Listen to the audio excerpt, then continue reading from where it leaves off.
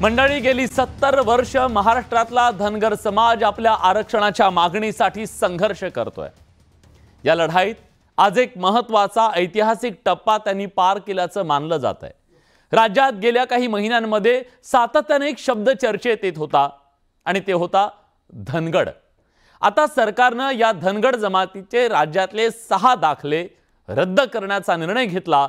त्यामुळे धनगर आरक्षणात आडवा येणारा हा एक महत्त्वाचा अडथळा आज निकाली निघाला असं म्हटलं जात आहे, तो दूर झाला असं म्हटलं जात आहे।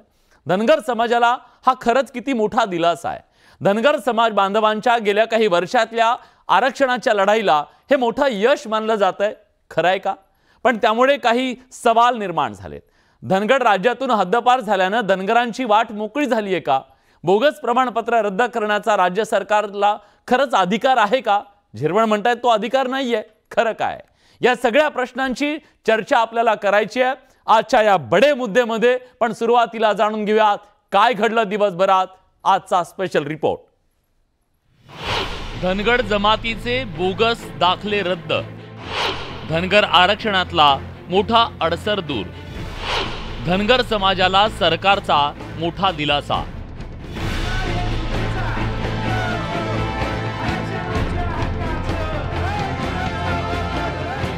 राज्यात गेल्या अनेक दिवसांपासून धनगर आरक्षणाचा मुद्दा तापलाय। अशाच सरकारनं धनगर समाजाबद्दल एक मोठा निर्णय घेतलाय। छत्रपती संभाजीनगर जिल्ह्यातल्या फुलंब्री तालुक्यातल्या खिल्लारे कुटुंबानं काढलेले धनगड जातीचे दाखले सरकारनं अखेर रद्द केलेत। त्यामुळे राज्यातून धनगड जमात कायदेशीररित्या आता शून्य झाली आहे। त्यामुळे यासाठी लढणाऱ्या धनगर आंदोलकांनी आज आनंद व्यक्त केलाय।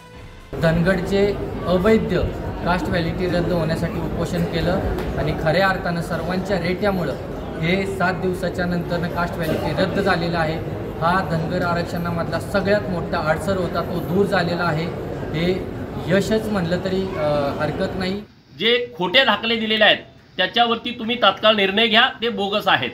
आणि मग आज छत्रपती संभाजीनगर जात पडताळणी समितीनं हे 6च्या 6 दाखले रद्द केलेले आहेत, जप्त केलेले आहेत, अवैध ठरवलेले आहेत। राज्यातून धनगड जमातीचे दाखले हद्दपार झाल्यानं धनगर समाजाच्या एसटीतल्या आरक्षणाच्या लढाईला मोठा दिलासा मिळाल्याचं मानलं जात आहे।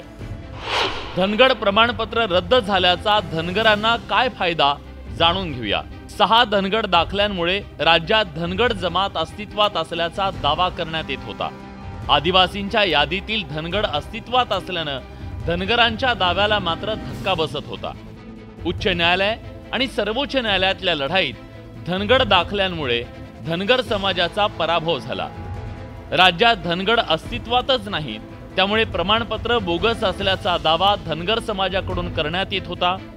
यासाठी गणेश केसरकर आणि योगेश धरम यांनी प्रमाणपत्र रद्द करण्यासाठी संभाजीनगरमध्ये उपोषण आंदोलन सुरू केलं।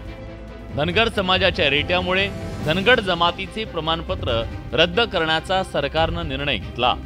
आता सुधाकर शिंदे समितीचा अहवाल स्वीकारून कार्यवाही करण्याची धनगर समाजाकडून मागणी केली जाते।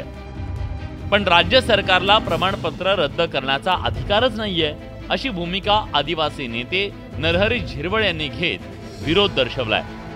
खिलारी कुटुंबाबरोबर 294 बोगस म्हणजे धनगड नावाचे ओरिजिनल सर्टिफिकेट आहेत का जे व्हॅलिड होण्यासाठीचा प्रयत्न करतात, तेही रद्द करा। राज्यात आदिवासींच्या यादीत असलेली धनगड जमात अस्तित्वातच नाही। जे आहेत ते धनगर आहेत आणि धनगर हेच आदिवासींच्या यादीतले धनगड आहेत, अशी मागणी धनगर समाजाकडून केली जाते।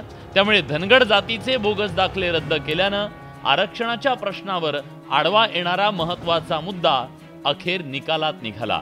पण लढाई अजून संपलेली नाही। धनगर समाजाला आदिवासी असल्याचं सिद्ध करावं लागेल, तेव्हाच त्यांना एसटीतल्या आरक्षणाचा मार्ग मोकळा होऊ शकतो। पण हे वाटतं तितकं सोपं नक्कीच नाहीये।